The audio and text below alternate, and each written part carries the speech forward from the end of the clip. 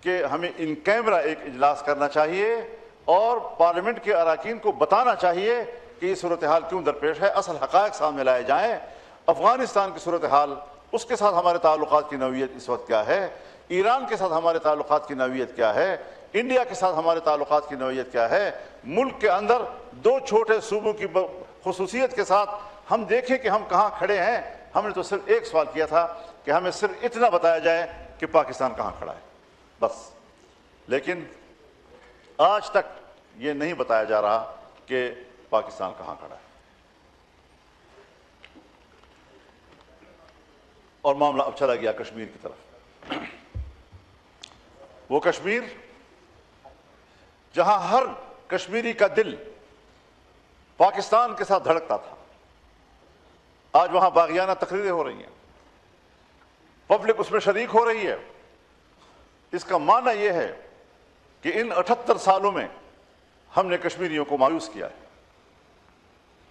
ہم نے وہاں کی ماؤں اور بہنوں کی عزتوں اور ان کے ناموس پر 78 سال صرف سیاست کی ہے۔ ہم نے ان کا مقدمہ نہیں لڑا ہے۔ اور آج جو صورتحال وہاں نظر آ رہی ہے یہ تشویشناک ہے۔ یہ نہیں کہ میں صرف حکومت پر تنقید کروں، میں یہ تجویز کروں گا کہ اس حوالے سے ہمیں غور و فکر کرنا چاہیے، اپوزیشن کو اس میں انوالو کرنا چاہیے، ان کیمرہ اجلاس کریں اور ہمیں بتائیں حقائق کیا ہیں۔ ان الفاظ سے کوئی مقصد حاصل نہیں ہوتا، نہ اس سے وہ فریق متاثر ہوتا ہے۔ شاید آپ پبلک کے سامنے کہہ سکیں کہ یہ تو اس قسم کے مجرم ہیں، یا ملک کے مجرم ہیں، یا دین اسلام کے مجرم ہیں، یا عقیدے کے مجرم ہیں، لیکن اس سے کیا مسئلہ حل ہوتا ہے؟ ہم تعصب کی بات نہیں کر رہے۔ اگر آپ نے انڈیا کے خلاف جنگ لڑی ہے، اگر آپ نے فتح حاصل کی ہے، سب سے پہلے حمایت کرنے والا میں تھا۔ میں نے یہ نہیں سوچا کہ جس حکومت سے مجھے اختلاف ہے آج میں کسی ایک مسئلے پر ان کو سپورٹ کروں، نہیں، ہم نے کہا ہم ایک صف ہیں، پوری قوم ایک صف ہے، ہم فوج کے شانہ بشانہ ہے۔ اگر آپ نے ایران امریکہ کے درمیان مصالحت کی بات کی، ہم نے سپورٹ کیا ہے۔ اس کے علاوہ پاکستان کے پاس اور کوئی بہتر راستہ نہیں تھا۔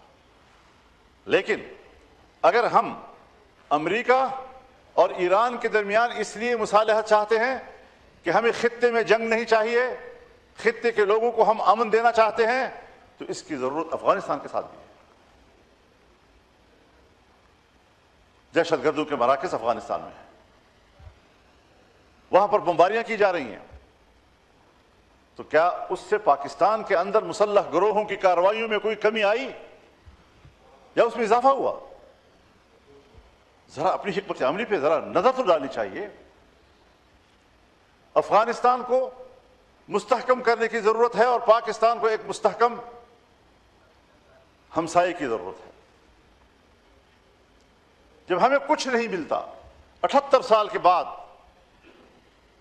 ہم افغانستان کو تانا دیتے ہیں کہ پاکستان کے خلاف سب سے پہلا ووٹ افغانستان نے دیا تھا، وہ ظاہر شاہ کی حکومت تھی۔ افغانستان ہندوستان کی تقسیم کے خلاف تھا، اس میں کوئی شک نہیں ہے۔ یہاں کے قوم پرست اور افغانستان کی حکومت کا موقف ایک تھا۔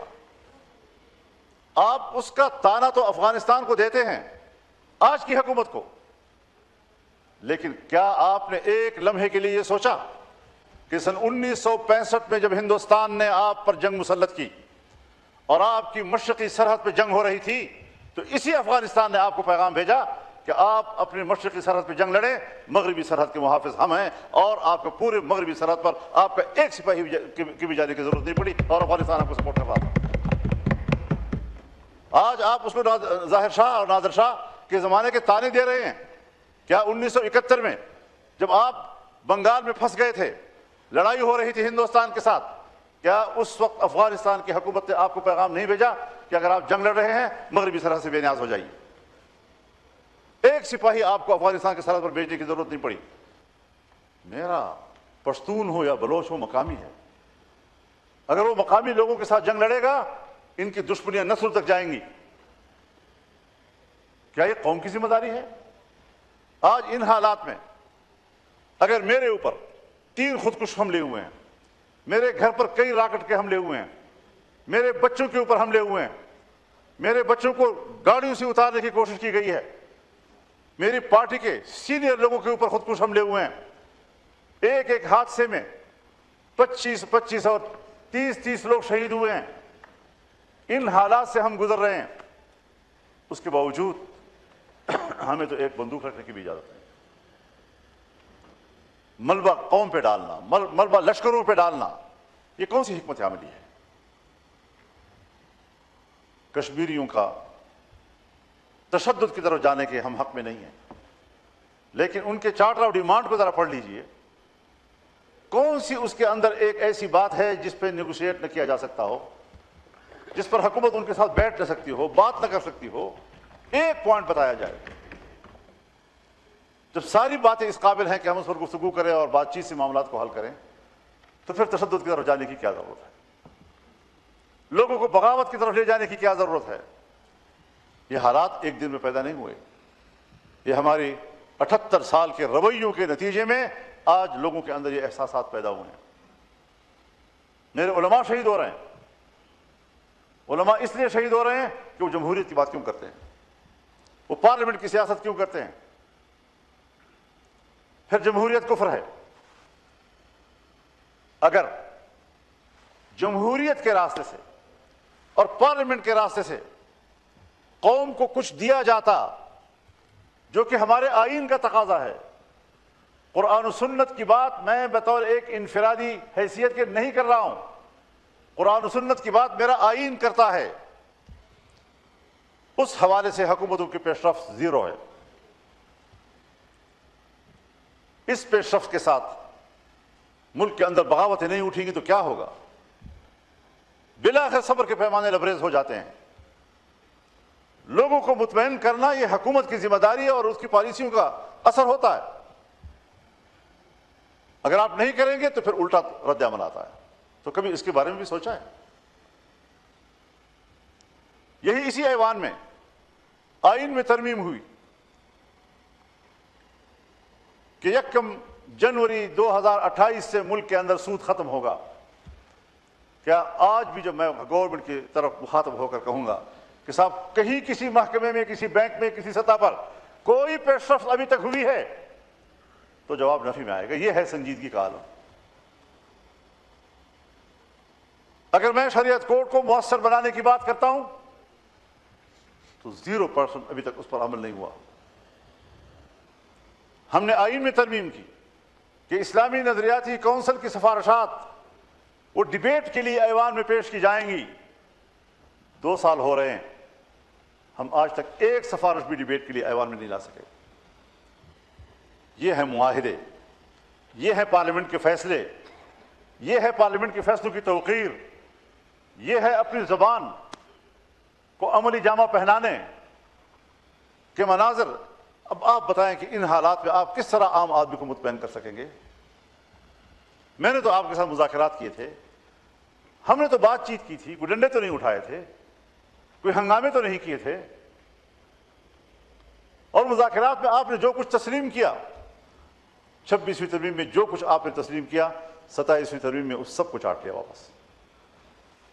یہ ہوتی ہے کمٹمنٹ۔ اور آج 28ویں ترمیم کی باتیں ہو رہی ہیں۔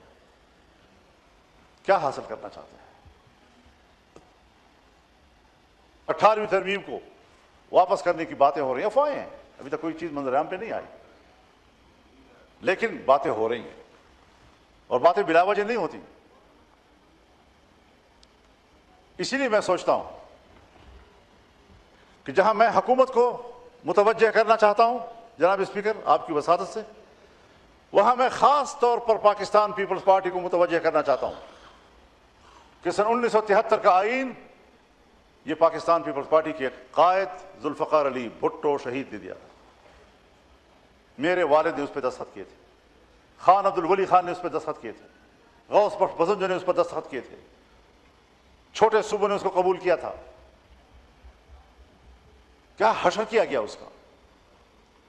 اور پھر پاکستان پیپلز پارٹی کی حکومت تھی جب 18ویں ترمیم کے لیے پارلیمنٹ کی کمیٹی بنی، 9 مہینے ہم بیٹھے رہے، اور 9 مہینے کے بعد ہم نے آئین کی اصلاح کی.